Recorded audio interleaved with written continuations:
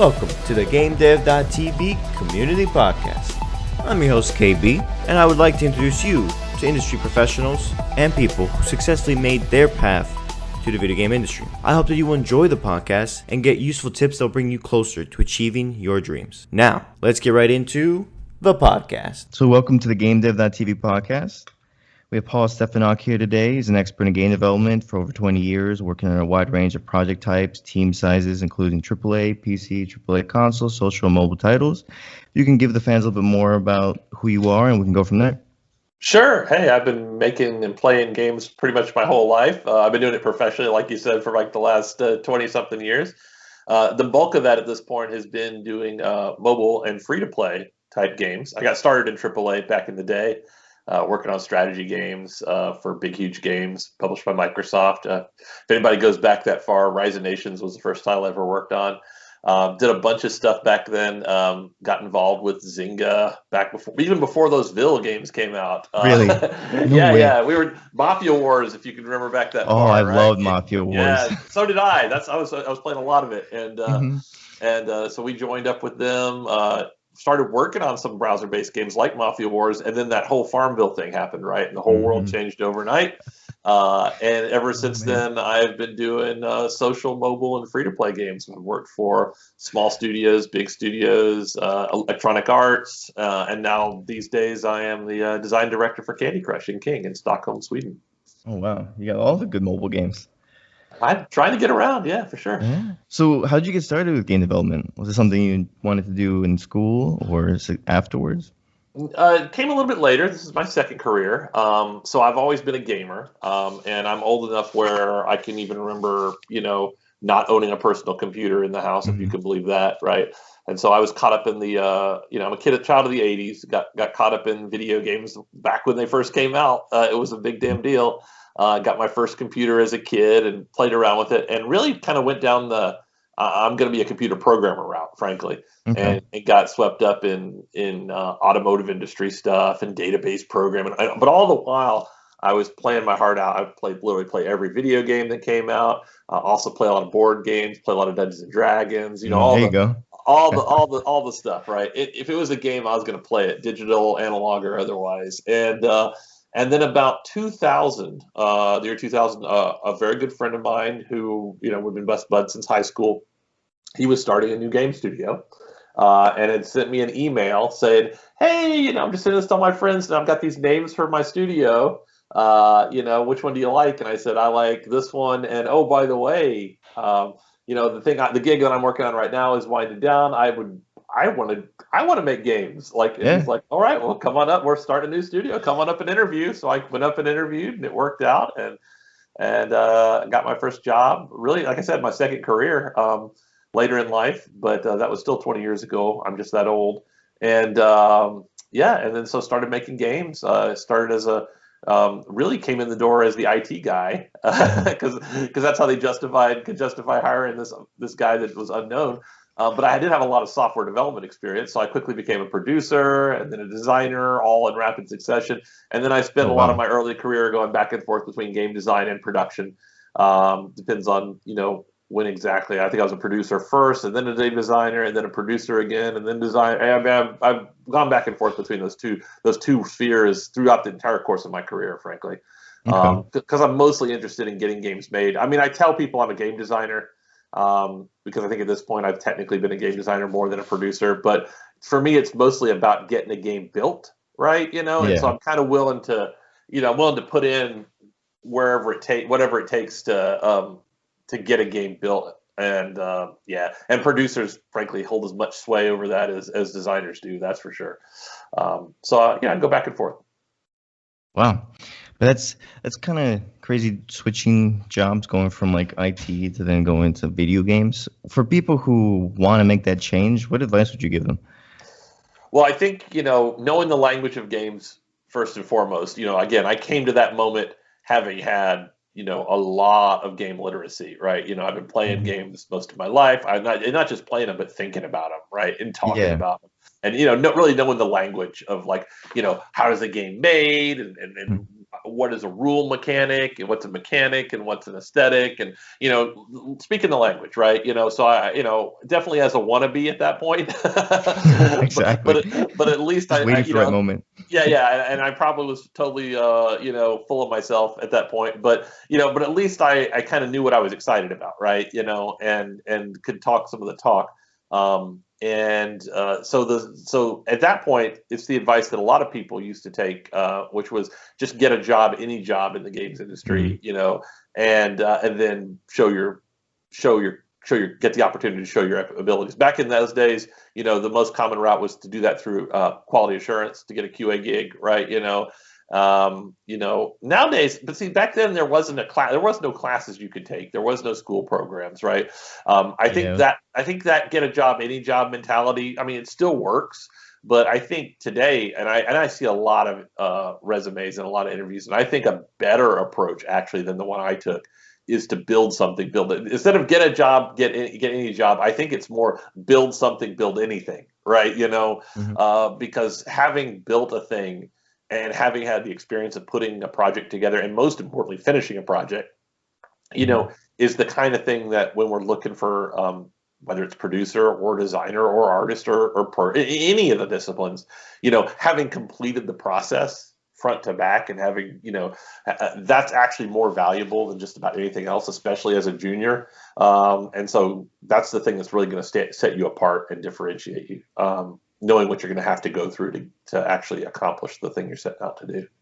Now, a program is kind of easy to build something, but like for designing and producing, how would you build something that shows like, hey, I did this. This shows I'm a designer, or especially for a producer. How does it show that I'm a producer? Yeah, that's definitely the hardest one. And I think the thing with the producers, you probably don't ultimately have a work product to show other than the game itself, right? Mm-hmm. So having worked on a team and then said this product came to be because I helped be a producer. It turns out, having worked with a lot of game jams and student groups, that really valuable producers really turn out to be the make or break point in those games. So you'll find if you really want to do your design chops, showing up as somebody who actually wants to be the producer, if you're good at it, and care about it, you're actually going to make a huge difference, and you're going to find a lot of value that your team is going to lift you up as like, oh, this guy or gal was definitely the person to help make this thing happen, because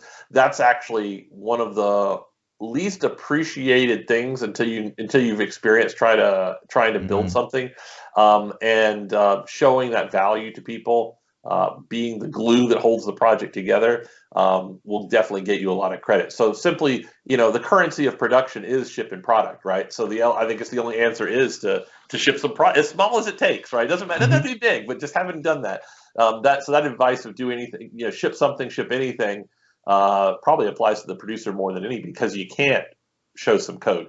Now, a designer can show design documents, right? A designer can definitely, you don't have to implement code as a designer to show that you're a good designer. You can either write critically or create a design document, or put together a very crude game that, maybe looks a little bit awkward, but we'll look past that because we know you're not an artist, or runs a little awkward because we know you're not a programmer. Like if you got a little bit of those skills, you can sort of make something manifest.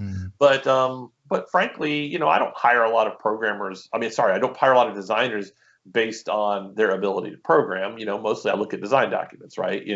How would you solve this design problem? Or if it's a more narrative focused designer, like design some quests for this type of game, or, those kind of problems. Or if an economy designer, balance this particular set of problems. There's lots of different types of game designers, frankly, right? Because there's lots of different games, and those different games have different kinds of problems, right? So figure out what part of that big old pie you want, and then tear off some small piece of it and try to accomplish something there, right? Yeah. And so then, do you have an experience where you've solved like a really challenging game design problem, and like how would you do it?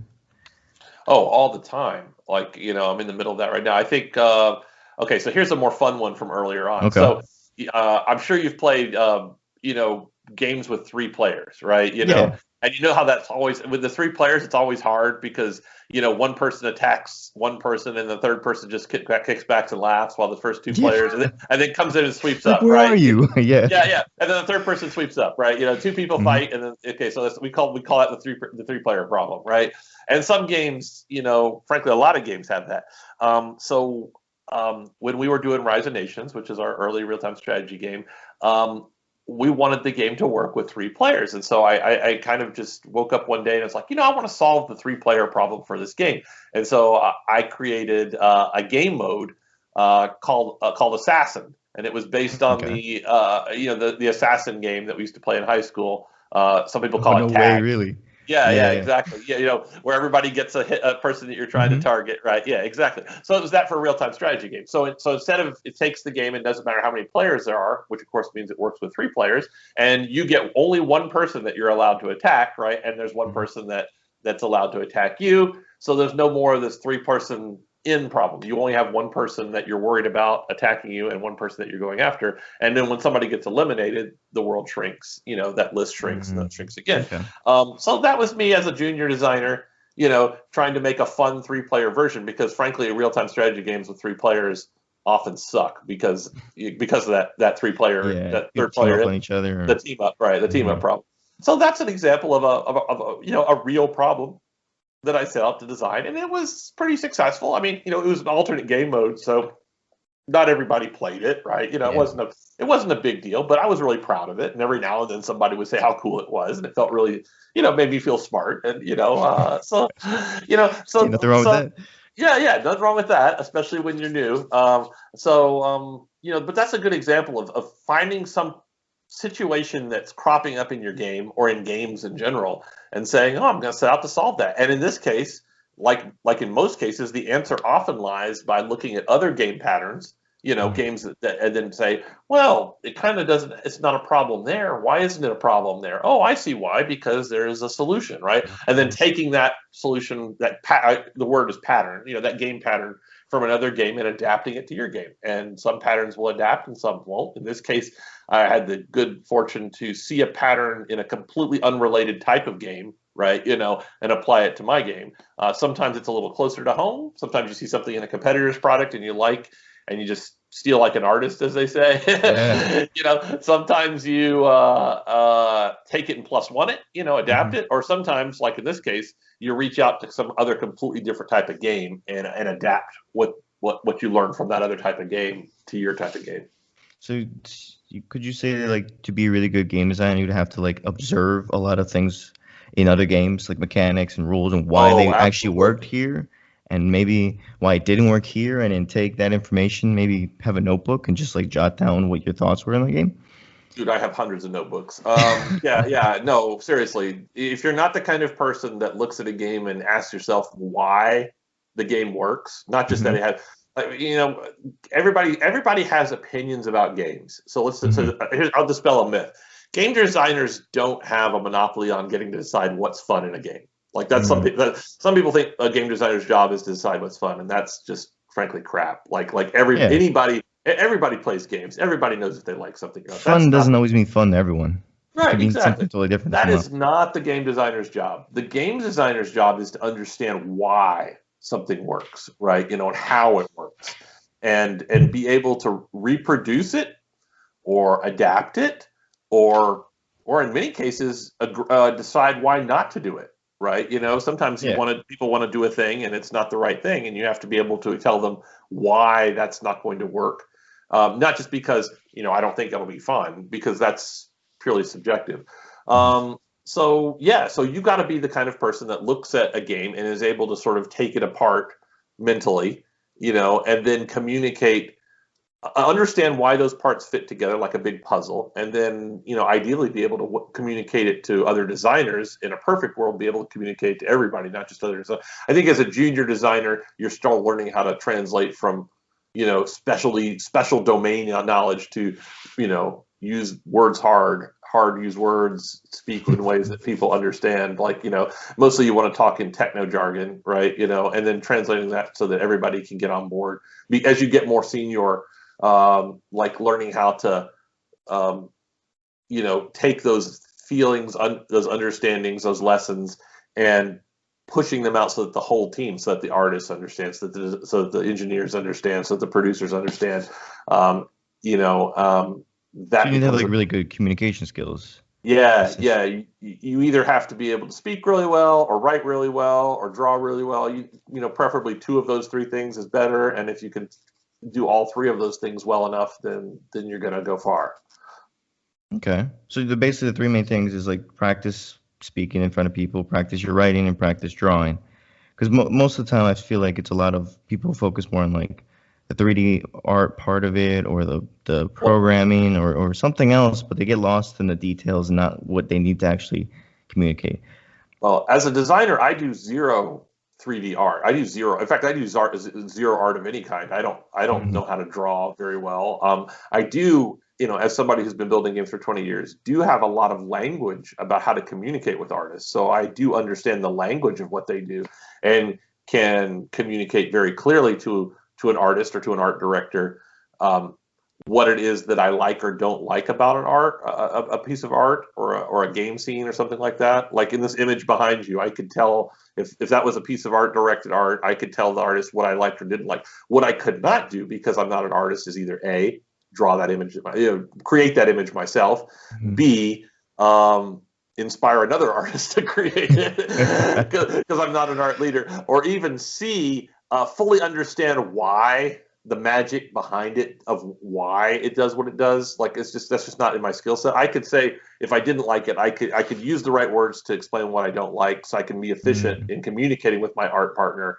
But that's not my area of expertise. In the same way that my partner should be able to tell me what's fun, why they think it's fun. They should be able to reflect on the why, but they might not know the how. Right? They might not understand the secret sauce underlying it, and I don't understand the secret sauce of the pretty picture.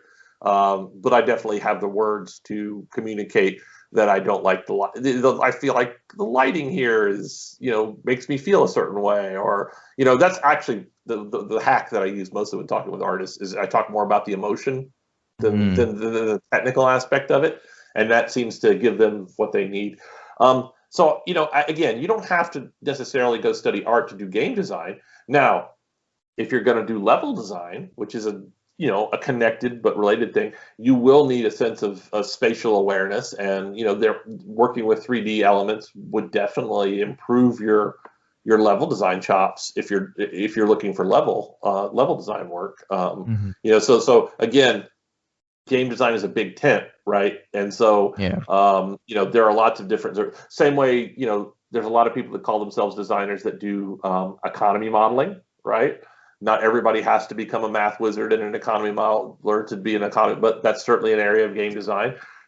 Some people are narrative designers; they're gifted storytellers and narrative artists, right? Not everybody has to carry those skills. Different games have different needs in these areas, and it's a really big kit. I think when you're really junior at this and you're trying to get in, I think the goal is to be is to find you're on a journey to find the parts of game design that you really excel at. And so I would encourage people to try a lot of things. It's one of the few jobs that I've ever discovered in my life where I get to pretend to be an expert on so many things, right? Yeah. So, 'cause I was gonna say there's so many different types of game design and so many things you need to know. It's like, how do you know which one you're good at? Which one do you want to do? Like, maybe I want to be a narrative designer, maybe I want to be a level designer. How do I know? I think you just get the opportunity to try, and at some point you light on something you're particularly good and passionate about, and you focus it. So like I wasn't armed with those words coming into game design. When I came into game design, I just like, I'm gonna work on game design. I'm gonna contribute to the thinking. And as I got into it, I quickly found out that what I'm good at is what they call a systems designer, right? I'm good at actually writing the rules to the game, right? And how do we actually imagine that if we write rules like this, and this, what will be the consequence of those rules, and how will those rules that I write here interact with these rules over here? So if players have too much money, what will happen to the game economy? And if players have too much inventory, what will happen to the game economies? And do the monsters have enough hit points? Right? I live in a world of spreadsheets. There you go. And I found out early on that I was really good at that. That a friend of mine, we joke, system designers are the ones that are great at turning games into spreadsheets and spreadsheets into games. So we build mathematical models or procedural rule-based models that describe the action in the game and describe the economies in the game. And that's where, and as my career went forward, I found myself good at that. So I did more of it, and the more of it I did, the better I got at it, and so I created what we call a virtuous cycle, right? And I just kept, I got better and better. And, here I am 20 years later. And, I think of myself as a systems designer. I am now as a creative director, design director type, my job is more about enabling other designers to do that work than it is me doing it myself. But I still, in my heart, I got a love for the spreadsheets, right? That's kind of where I came from. Where you started from. Can't forget that. Yeah, exactly. So for a game like Rise of Nations, what is the game design process like for creating something like that? Because I used to play it all the time, and it's just an engaging game. But like, how do you think about all the little things like that at the first, like the drawing board? At the very beginning, well, it's a bit of a journey, and there's a lot of different approaches. You'll get as many answers to this as you probably could talk to different game designers. But for Rise of Nations specifically, that used the strong principle of getting the smallest possible game up and running early. So like literally 2 weeks into that project, we were moving little X's and O's around on a screen. Like, we didn't go off and build, mighty big systems. We built the smallest possible game that could get up and move on the screen. Like literally, there's a weird looking piece of art that somebody cheesed into the game, and the unit can move. Hooray! The unit moves today. Yeah. And then the next day, hey, 2 units can move next to each other, and little hit point damage models fly off of them. Oh yeah! And then the end of the week, there's 20 units, right? And now we can have battles, right? Yeah, now wars. And now wars happen, right? And then at some point, it's like we start putting in the building model. Like, so we literally, but the entire core of the ethos about how we build the game circles around being able to play the core loop, as we say. The core loop of that experience is, play the game, decide what you need to make the game better, do that thing, play the game, right? Make the game better, play the game, make the game. So, at the heart of that is the game has to be playable at all times.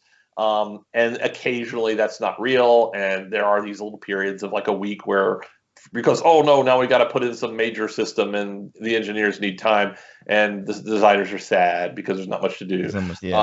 And so we write documents or we don't, just depends.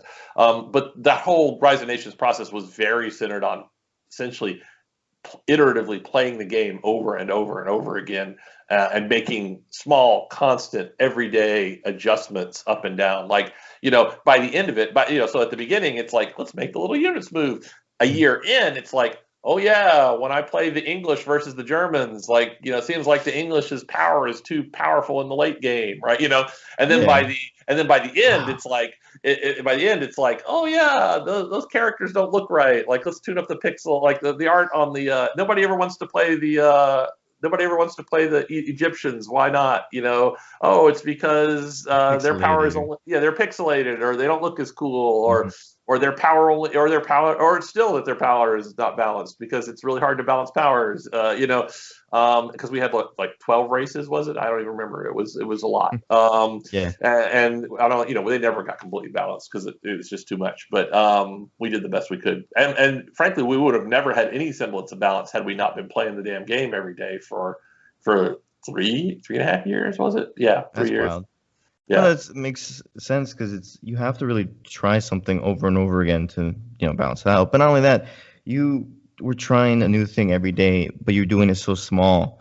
You weren't like making like, oh my gosh, we have to have all these nations and we have to do all this, and then you get overwhelmed and you're like, oh no, you're like, we're just gonna get one unit to move, 2 units to move. More things. Yeah. So I think people lose touch of that, especially indie developers who are just trying to make their first game. It's like, oh my god, I do all this. It's like, first get your character to move, then get it to attack one person, just slowly. That's why we have a joke in a podcast where it's like, don't make WoW, don't make something so big, just make a small game and continue to make small games and learn from those small games. Yeah, small tiny game, and then improve it in one tiny little way each and every day, and you'll get there eventually. It takes years though. Yeah, patience. That's what gets you there. Yep. So for being a creative director, what have you learned about leadership, and then how did you improve upon that to be a better leader in the environment? Well, that's a great question. I mean, first of all, it didn't come to me naturally. I did have to learn it. I think most people have this thing where you start in a job and eventually you find some success and you get promoted your first time and your second time, mostly on the weight of that craft that got you in there. Like, so, your first job promotion isn't about leadership. It's about, oh, hey, this dude wrote some cool game. Yeah, he's a game designer. He made that cool assassin mode and he did this other stuff. So let's have him do more stuff, right? But eventually someday you find yourself with people reporting to you, right? And then if you're good at that, then you manage it, and quickly you realize that, oh shit, management is actually a skill just like everything else. But none of that success you were having as a game designer, as a programmer, as a producer really said whether or not you were good at managing people. So it'll be a skill that you'll come crashing into at some point. And for me, I struggled with it a little bit because I didn't really realize that right out of the can. I just tried to do it like most people do it, which is just sort of force of personality. Hey, I'm a nice guy, and people should like me, and let's just everybody, let's all work my way, and that works when everybody is your friend. It doesn't work when they're not, and it certainly doesn't work. Yeah, exactly. But you have to, don't want and ultimately it's also not great because it ends up with you're selecting for people you like as opposed to selecting for people that are badass, and you select for people that you like as opposed to selecting a broadly diverse cast of people who think differently, act differently, value things differently. It's just not. It's frankly, it's why our games industry is filled with a bunch of white dudes, right? You hire your friends and everybody looks like you, right? And it's just not great for all the obvious reasons, right? And so I woke the fuck up one day and said, okay, how do I understand how to do this professionally as opposed to just hire, work with people you like or look like you or something like that. And so I took it seriously and I read a bunch of books on management, how to actually lead people, how to actually motivate people. And then I realized, it's only after I started reading all those books that I realized, oh man, I'm such an idiot. This is a game design problem. It's supposed to be what I do for like exactly. How did you not see that? How did I not see that? I felt like such a moron, right? It's like, this is just a game design problem. Like I totally got this. And it was when that light went off, it was like boom. I went boom, right? Blew my mind. I was like, why did I even read all those books? And I got, as we say in the game, I got good, right? I started caring about it. I started thinking about it like a game design, and it worked. It's like, well, what do I want? I don't necessarily want people that think the same way I do. I do want people that want to achieve the same things I want. So that's goal. What is that? That's goal formation, right? It's just that's literally game design, right? All right. So now these days, as a creative director, I don't focus on who the people are or how they think or any of those things, like only to the extent that I want a lot of different people who think a lot of different ways, right? That's all I really want.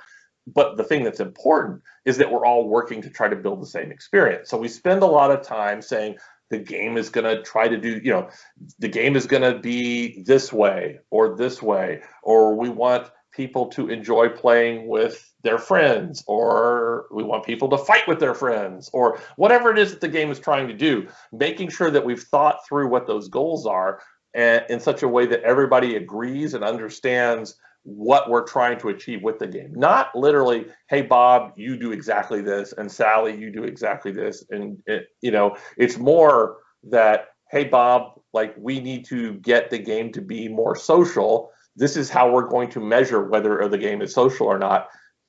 Bring us back some cool system that gets us to where we want to be. Hey, Sally, we want this game to make the player feel happy, in this part of the game and sad in this part of the game. How do you think we should do that, right? Some of these problems that you hand out to people, they can go and solve on their own. Other problems require them to connect to each other because they're big problems, because the games are big. Sometimes these problems are so hard, no one person can handle them. And then we have to get together as a group and collaborate on them, right? And brainstorm solutions. And then Sally then, rather than just trying to solve it herself, maybe she brings the whole team together, like the Super Friends, and we work on the idea, and then Sally's still responsible for it. Then she takes the best ideas that we've harvested as a group, takes it back, builds that up, and then brings it back to the group. So different ways, but sitting over all this is the creative director, kind of helping, the designers solve the problem. So I like to, I joke but don't joke. I don't solve any of the day. I don't design anything anymore. I mean, the thing that I design is the design of the designers, right? Ooh, that's My interesting. job, Yeah. yeah. I don't design the game. I set goals for what the game will be. I was literally doing that today. It's like this year, like, we were finding like the game should be more this way, should make players feel more like this, should do, hey, designers who own this part of the game, how are we going to get to this feeling, right? Do you have the tools that you need? Do we have a bunch of ideas? Like in one area, we felt like we didn't have enough ideas, so we needed to hold a brainstorming session to get more ideas into the pipeline, so the designers had more material to chew on, right? So where are the ideas? Are those ideas connected to the goals? Because oftentimes you'll just, hey, this game is fun, I've got some cool ideas. Well, not deciding not to do things is just as important as deciding to do things, right? So, like in a game like Candy Crush, we've been around for a while, right? A lot of people know that game pretty well. Everybody's got, especially if you work on this game, you got 10 things that you think of that you could do. So it's not that we don't know what we want to do, it's quite the opposite. It's like, well, if I've got 10 ideas and you got 10 ideas and she's got 10 ideas, we probably, it's 30 ideas, except some of the ideas overlap. So at the end of the day, there's probably 15 new ideas. Okay, now what's the order? What order should we? We can't do 15 things at once. What's the order? How do we prioritize that? Once again, that's where I come in. Like I help. Oh well, did you realize that if we did idea, you might have thought that idea 3 was only your third best idea, but did you realize that if we do that, that helps solve this problem over here that you weren't even thinking about, right? Or if we do idea number 2, that changes what happens next year. Like so I come in with sort of the strategy, and help us understand what that priority is, all the while just making sure that our designers all feel like they're, living their best designer life. That's what a creative director is about. Have you ever had an experience where they came back with the work and it didn't align with the vision you set out? Oh, sure, that happens all the time. It happens for a lot of different reasons too. Happens because I didn't do a good job setting the expectation. I'm not perfect. Sometimes I make a mistake and don't do a good job and don't set the line. Sometimes the designer has a bad day and they didn't maybe do their best work, right? And it's like, hey Sally or hey Bob, like, maybe we need to try some more ideas because those ideas don't really meet the bar. So we try to figure out so that's the other thing, is fostering a safe creative culture where shots on goal don't feel like you're committing, like it's okay to miss a shot. It should feel more like basketball than intense sports.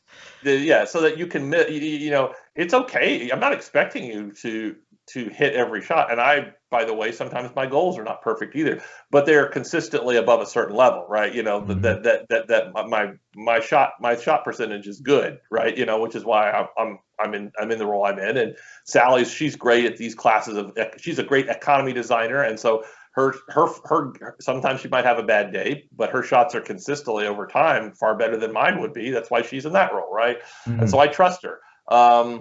So being able to assess that. So yeah, sending us back around because either because the goal wasn't met, either because the goals were wrong or the attempts didn't go in, like that is a common occurrence.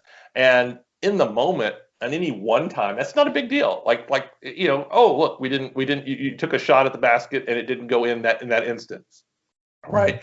You do find yourself in clutch situations, though, right? Keeping the basketball metaphor, right? Where situation is tight, at the buzzer, right? We need a solution because the game's not good enough, according to the last test, and we're running out of time. So clutch shot, and so yeah, there's clutch moments for sure. And there are times when maybe my shot percentage on the goals I was setting was not as good as it needed to be, and oh man, I need to step up my game.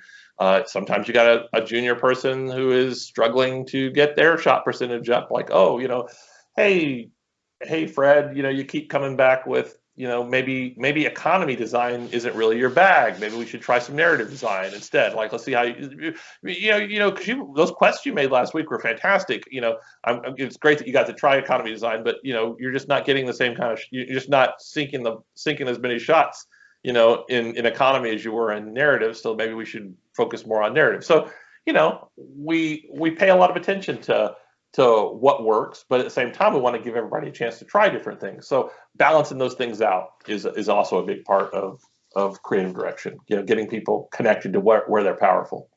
And how do you build a culture like that? Well, I think first thing comes from being creatively safe, right? To actually treat it like it is a shot. Like, that's why I'm leaning into this metaphor so hard, because I think it is the more common situation where people feel they have to be right 100% of the time, and you do have to work hard and keep it up so that people know they don't have to be right 100% of the time. That we value a shots on goal percentage mentality much, much more than going away and being safe and right 100% of the time. Doesn't mean you can be crazy, because you do need to maintain a good shot percentage, right? Over time. But any given shot shot percentage is everything. Shot percentage matters, but any given shot is not what we're about, right? And in fact, people that have 100% shot percentage are people that are not trying, right? They're just trying to do something new. Yeah. You might make it, but it's like you're not doing anything that's going to change. It's all safe. It's all safe. You're not shooting enough, or you're only taking layups, and it's just not. So 100% is not good. 50% is not good. We want, in design basketball, we want a 0.750 shot percentage, right? I want you to be right 75% of the time, right? And if you're below that or above that, then let's figure out how we can move that. So how do you think you figured out a way to inspire people to do that and be less safe and be more comfortable with trying? I think living that value is I mean, it sounds reductive and simple, but it really is that. Like, people are not going to trust you or believe you until you show them that you mean that, right? The first time somebody messes up and you're like, all right, that's cool.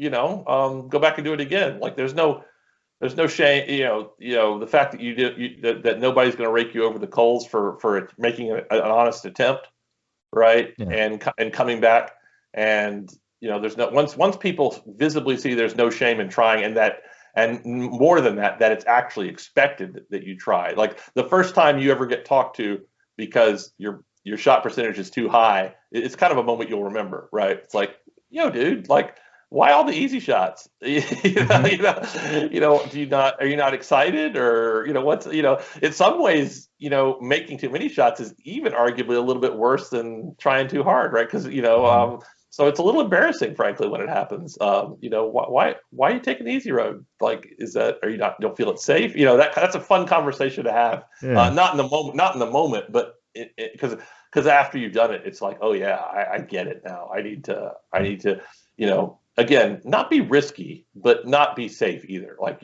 dial it in at the appropriate level. And different games have different risk appetites. I mean, when you're working with a Candy Crush, you're not going to be doing capital C crazy stuff.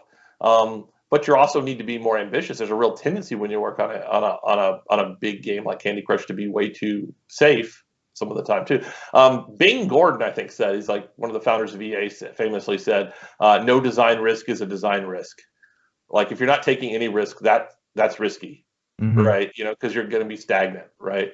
And I think, certainly, the games can plateau. Like, for instance, Candy Crush, after a bunch of levels, you're like, it's pretty much the same thing. Then you start adding different powers or effects or different levels. Then you start oh yeah, it's in that game you can do risky, and then another story-driven game you can take a risk and try to break the narrative of how games are told, and you could change things or not, and you learn from that. Learn from mistakes. Absolutely. So making sure that we're so that was the first thing, making sure it's a safe place to be risky, right? To the right amount of risky, right? And then second of all, making sure that we're actually communicating in healthy, productive ways. Making sure that our design groups, our brainstorms, our design meetings, that people are respectful, that people don't just shoot down other people's ideas for no good reason, that people genuinely value each other's presence, and that we're constructive and humane to each other at all times, and respectful. I mean, we're fun. We're fun. We like to hang out. You want to be friends, but back to that part of the story again. It isn't about just making. I found out when you stop trying to make friends, you'll actually make better friends that way. So Yeah. making sure. It's like a lot of things in life. You stop trying and it you starts stop to actually trying. happen for Yeah, you. you stop trying and it starts to happen. Yes, sir. That is exactly right. And so making sure that we're learning that lesson every day. And then recruiting, making sure that the team has that composition. I mean, at King, we pride ourselves very highly on our D&I, diversity inclusion efforts. We have a very diverse team, strong, in every ways that you would measure diversity, right? We value that in every possible way. That helps every aspect of the game, but it's particularly important for game design, right? Because when you're making a game, you're making it for a lot of different people who think a lot of different ways, and you want your designers to represent the voice of the people that play the game, right? And when you're making a game for pretty much every human being on the planet, You need a diverse group, you need a pretty good group a pretty diverse group of people. I mean, you'll never get your ideal group because a game like Candy Crush is played all over the world, right? But you at least need to make an honest try at it, right? And so you want people from different, all across every aspect of diversity, whether it's gender, race, age, orientation, doesn't matter. You want to make sure that everybody is a strong individual who feels like they can be heard on the team. And so making sure our design spaces are spaces where that's true is also a big part of a creative director's role. And do you hire people, or do you choose who to hire? Well, I don't know. I mean, yes, I'm part of the hiring process. I mean, we're a big company, so we have a HR department, we have a recruiting department. So if somebody was hiring for a design position, I would be, on Candy Crush specifically, I would be part of the hiring chain, absolutely. But it's not one person that hires. The team hires people, and we have a more formal process. In a smaller group, I think game design companies as a whole tend to be very focused on the team. So I can't think of any place I've ever worked where one person hires, people. As arguably the most senior designer on the team, I tend to come in toward the end of the process after someone's been sort of validated. But my voice is just one of many when it comes to hiring somebody. So when you guys all decide on who to hire, what do you guys look for? And what should people who are trying to get a job focus on? Well, again, for game design, it's gonna be focused on. I think it's gonna be the same whether it's if you're doing trying to get in as a junior position, which it sounded like what you were asking. Again, focusing on having done something, right? And if you haven't done something professional, because it is your first job that you're trying to get, then that means scholastic project, self-initiated project, game jam project, IGDA project, right? Getting practical experience is a huge force, big advantage, right? When it comes to proving that you can do something, because frankly, if you haven't done something, it's the old, you have to have experience to get experience problem, right? And when there's a position that 5 people are applying for, I think it's pretty obvious that the person who has done it before, it stands a much better chance of getting the job than the person who hasn't, right? So you want to think like a game designer, right? And think that the objective is to cross that problem off the list, right? And so do the smallest possible thing that you can do. And frankly, the bar isn't that high. You want to have some projects under your belt, go to a weekend game jam. It's a weekend, right? If you really want that job, if you really want to be a game designer, then it's really not that hard, right? If you've got more broader talents, like you have some programming skills, you have some art chops, maybe build something yourself. Not everybody does, but that's an option for some people.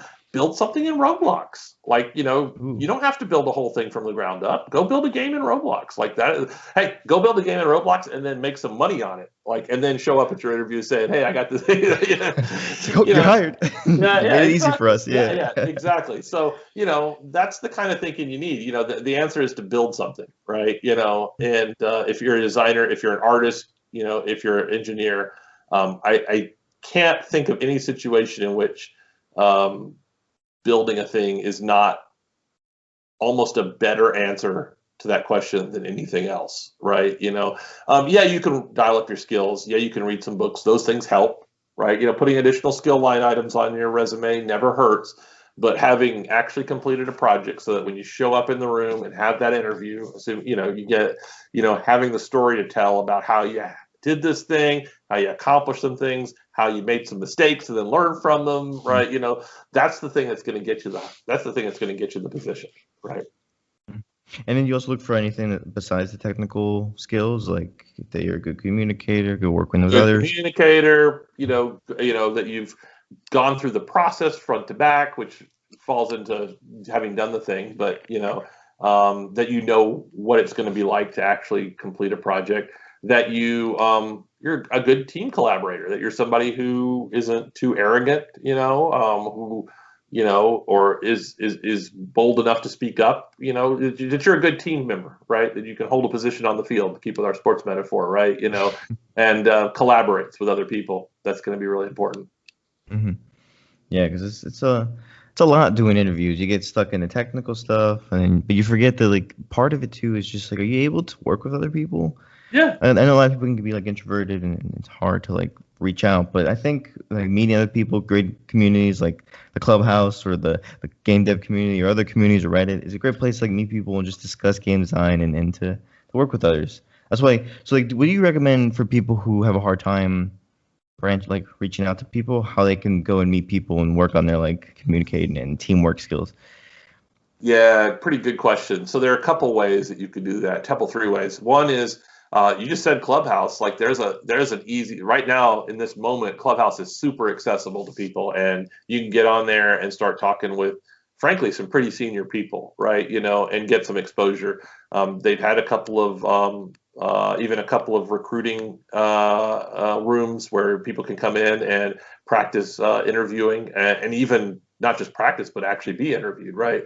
Um, They also do things like this with the IGDA, the IGDA.org, which is the International Game Developer Association. Mm-hmm. There are chapters everywhere. There are lots of SIG groups for helping people do collaborative projects, or to give job opportunities, or to even do resume tune-ups. Like let's all look at each other's resume and knock those up a few notches. Yeah, those are probably the best places that I could think of to do that. There are a couple of internet clubs, on Facebook and stuff too. I mean, there's lots of different groups, but honestly, if I'm just going to narrow the field a little bit, I'd get on Clubhouse yesterday. Obviously, I'm pretty biased. I'm a big fan of Clubhouse. But if it was before Clubhouse, I would just always tell people, join your local IGDA chapter. That was my go-to recommendation. Mm-hmm. Yeah, IGDA is really great. They have one in LA. I think it's the second largest in the world. First, I think it's Finland or something. Oh wow! But yeah, right. Well, they get the whole country. We get the whole city. So it's like yeah. but no, it's great because they do amazing events like every month where they connect people with diverse people in the group. They get like lawyers, like different type of people where they discuss things that you might have never thought about. Like, hey, I need to actually get a lawyer and discuss how I can keep my business safe, my money safe, and they're not like screwed over or. So yeah, I think that's very important. And also Clubhouse, I saw that you were posting a lot of stuff on your Twitter about Clubhouse, and you also did one with Ben Tristram. So like, how did you get started with that? And how did someone get invited to a Clubhouse? I just we have a games industry Clubhouse room that I just wandered into right after it got created, and I just mostly hang out there, and that's part of why it's so powerful. I just hang out there and I talk to people, and then because I talk to a lot of people, and a little bit because I do have some experience, so people are probably more prone to talk to me than some people. But at the same time, I'm talking with a bunch of students in there all the time. Like, I think people that just find their voice and step up and start communicating, you find yourself, the more you communicate, the more people want you to join their group. And yeah, I mostly people come into that room and say, "Hey, we're holding another room. Who wants to be a part of it?" And people just volunteer, or and of course, the big part of these rooms is that you don't even really have to be invited. You just show up, and certainly the games industry clubhouse rooms are all, anybody who's interested can just raise their hand and come up on stage, right? So you don't have to wait for an invite to participate in any of those things. Yeah, I thought they were invite only. No. Some rooms are invite only, but the games industry club rooms are all participation. So where do you find that? You go in Clubhouse and just search Game Dev? Games industry. There's literally a club called Games Industry. Okay. And we run a 24-hour room called Games Industry Cocktail Hour that's always open, and that's sort of our anchor room. And from that, there's at least one event every day. Some days there's more than one event, where we have specialty breakout rooms, like hey, let's talk about AI today, or hey, let's talk about spatial computing, or how to break into games, and these aren't a formal thing. These are just, hey, whoever wants to talk about this, let's just go talk about it, right? These are more like IGDA SIG groups, right? Where it's just a bunch of people who there's no special marquee speaker. It's just whoever's down to talk about that thing goes off and talks about it, right? Which means it's really accessible for junior people or people with literally zero industry experience to come along and participate and to become not just a listener, but an actual member of the conversation. Mm-hmm. So I think you were saying like AI and spatial recognition, but like, should anybody feel intimidated? Like, should they come prepared, or should it be a topic about game design rules? Just show up. Show up and learn. Show up if you're interested. If you're not interested, just leave. That's part of the clubhouse magic. That's why I'm a big fan. Like, show up, learn when you can, contribute where you can, and disappear. I think it's pretty awesome. It does. I think it's part of a package of things, right? Sitting and listening in clubhouse, sitting and participating in clubhouse, everything isn't getting anything built, though. So I will remind you to my other advice, which is actually go build something, right? Get in clubhouse to get advice. Listen to podcasts like this one to get advice. But balance that with getting your hands dirty and either writing some docs or writing some code or building a mod. Again, download Roblox, man. Make some money while you're trying out something. Maybe you get lucky. Now, for anybody that's like trying out these different things, like building a Roblox, doing a little game, what would you tell for people who feel like they get stuck, or they don't have like the creativity, or they've been trying something and it just is not working, and they feel like they're not really progressing to get to the point where they feel like they can apply for a job? What kind of advice would you give for them? Well, that's where working in groups fixes that, right? You get in a game jam, or you get on a project with the IGDA, and you're going to not be stuck in your own head, right? Which can happen, totally can happen. Like you're saying, like you're like, oh man, I just can't fit. I for myself need other humans to bounce ideas off of, right? I'm what we call a speak to thinker, right? When I'm alone in my own head, my best ideas don't come out. I have to actually talk about them with another person to get my best ideas, right? And so, yeah, I would want to get in a room with somebody, or virtually or otherwise, right? Because we never get in rooms anymore. But get on Zoom with my buddies and either talk about it or start working on a code, whatever. But yeah, find a group and talk it out. That's my answer to that. And how do you stay up to date to everything? Like, do you it's really hard. Books? Yeah. Yeah. I read some books. I'm good for a couple game books a year. It's not like there's that many game books that come out. Read a bunch of websites, and then I try to, again, game literacy is important. I just naturally play a lot of games. At the very least, you need to play games, in your domain. I'm playing half a dozen games right now. They're all pretty cool. So that's one of the fun parts of the job. If you like games, part of your job is playing games, right? So I play some games in my genre space, competitors to Candy Crush specifically, but that's hardly the only place I play games. like I was saying in the early example at the beginning of this podcast, some of my best ideas come from completely other kinds of games. And so, yeah, I mean, you I'm steal them playing. like an artist. Yeah, you steal like an artist, exactly. I mean, I'm playing online D&D. I'm playing Valheim. I'm playing Hades. I'm playing Subnautica. I'm playing, a bunch of cool prototypes of games that I can't talk about because I work at a game company, right? Yeah, because we make more than one game, right? And so we've got other games that we're working on, so that's fun. So you're playing prototype games in addition to your own. So I've got a whole bunch of games I'm actively playing at any given time, and that's it's an enjoyable part of the job, but it's also sometimes a job. Like when I play, I play with my game mind, but I also play with my designer mind, and sometimes I play a game and then I will go and I break it down, and I do, I don't just play the game, I do homework afterwards, right? And try to think about how that game works and if there's any parts of that any lessons from that game that can help me with the projects that I'm working on. And so, what are some of the questions you ask yourself, like when you go do your homework? Well, it depends on the game that I'm playing. Sometimes it's just a random thought, like But I think some of the standard questions I ask are largely, so is this game solving one of my problems? I keep a list of the problems on my current game. Like I literally have two slides in a PowerPoint deck for the game I'm working on right now. One of which is a list of the game's strengths and weaknesses, and the other slide is a list of all the weird design issues that I'm trying to solve, right? So when I look at a game, we're gonna play Valheim today. It's like, oh, as I'm playing the game, I'm kind of in the back of my head wondering, does any experience I'm having here today help me with any of those problems that I've listed, right? Because I've thought about them officially. Then beyond that, what is there anything about what I'm doing in this game that's just fun in a new way? Like, there's some new experience here, right, that I've never had before? And if there is, and there's often not, to be honest, like, because games aren't usually very new. They're just they're incremental. They're not sudden change your world. I mean, sometimes they are. Like Hades was definitely for me was like a OMG, where did this come from, right? A lot of people who took risks.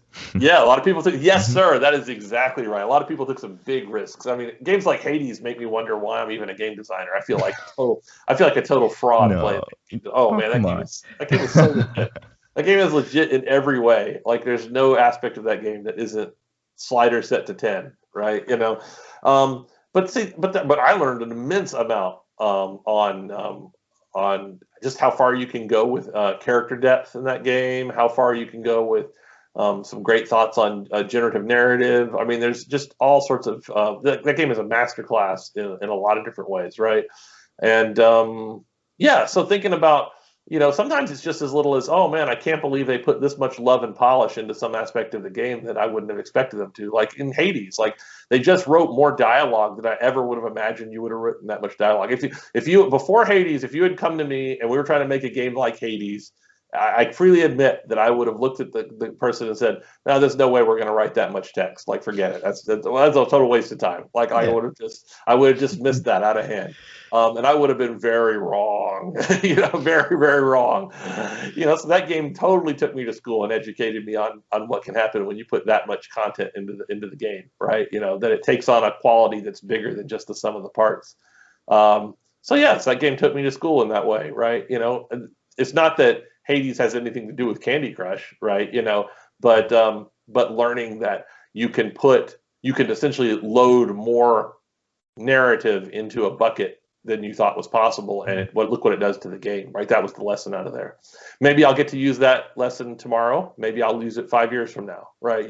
Sometimes the lesson is not immediately relevant, and then you just sort of park it in the mental file or in the notebook, right? Until you need it, yeah. Until you need it, exactly. So what do you think Hades got right? Like, what do you think they focused on? Was it dialogue, narrative, everything? Like, that's part of the magic of Hades. It's like I said, it's a 10 on everything. I think the real magic is that that it does it with a light hand. So like, you don't have to be a roguelike fan or a narrative fan or a systems geek or any of those things. They all sort of roll in together, right? And it kind of slowly leads you through them, right? It's not the hardest core game in the world, right?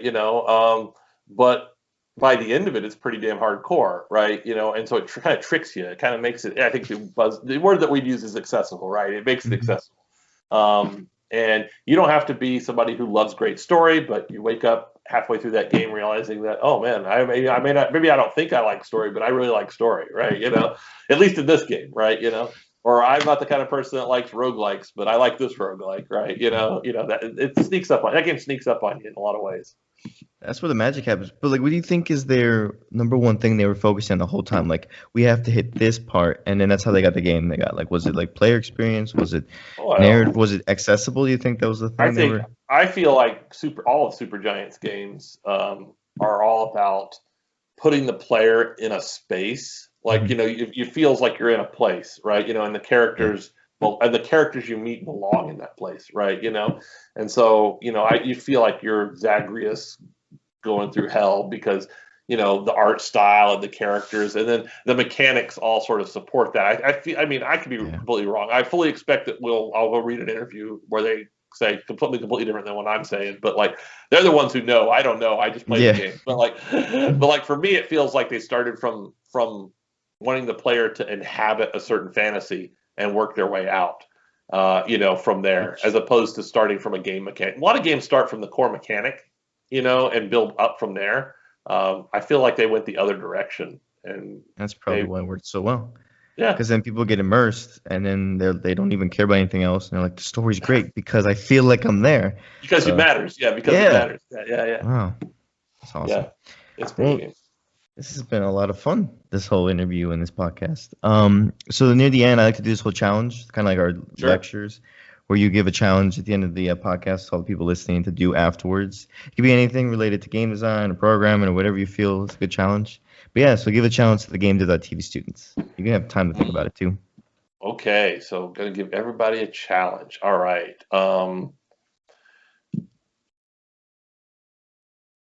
Can it refer to an existing game? Should it not? Like, what's better? I don't want to assume that everybody's played the same games I've played, because there are a lot of damn games at the same time. It can relate to all games. That'd be good, but if we can do one game, that way they can go out and play it as a challenge. Well, I think I think for me, so there's one type of genre of games. So I'll reveal something about myself. There are lots of things in games I don't like. It's why I love games so much. Except when I hate this thing except when I like it. Does that make sense? It makes sense to me. Yeah. Okay. Well, it might not make sense to everybody, but there's a lot of things I don't like until I like it, because I got a threshold for it, right? So it has to be really good, and then I love it, right? And one of those things for me is platforming. Right, I don't identify as somebody who likes to play platformer games, right? Except that the really best platformer games are really amazing, right? And so there are some platforms. So I would break with that and say there are some platformer games that are amazing. So what I would challenge people to do, especially if they want to be game designers, is to come up with a list of at least three games that you love, that are in a genre or type that you hate, right? Or dislike. Like find experiences, because if you remember all the way back to the beginning of the story I told, like, part of being a game designer is not caring about the game. It's about breaking those things down and stealing like an artist, looting those, breaking games down and looting them for parts, right? So what I want you to do, want you to do, and if this was an interview, I'd want to see that list, right? I'd want to know why you didn't like platformers or whatever it is for you. Maybe you don't like racing games or something like that. So then tell me a racing game you do like, or at least can convince yourself that there is some part of that racing game that you want to loot for parts, right? Because it's so amazing as a piece of design. So what I really want to encourage people to do is think like a designer and take a game apart and steal the engine out of that Ford Bronco and put it in your, literally take it and loot it for parts, right? So find a genre that you don't like and then loot it for parts. That's my challenge. It's a perfect challenge. I can't wait to see what people do. But yeah, so this has been so much fun. Thank you for coming on, and thank you for giving me your advice and all game design stuff. Oh, it's been a real pleasure. Thank you for having me on. I've really enjoyed it. Yeah. So at the end, I usually pass the mic on to you if you want to do any last minute shout outs or quotes or inspirations. Thanks for coming on again, and the mic's all yours. Okay, well, my shout out is to the immortal Sid Meier, who said, games are a series of interesting decisions. So if your game or game idea isn't coming up with fun decisions game after game, you're forgetting to make your game fun. Well, that's it. Thanks for listening. You can find all courses at GameDev.tv or in the show notes at a discounted price. Get started with your game development journey today.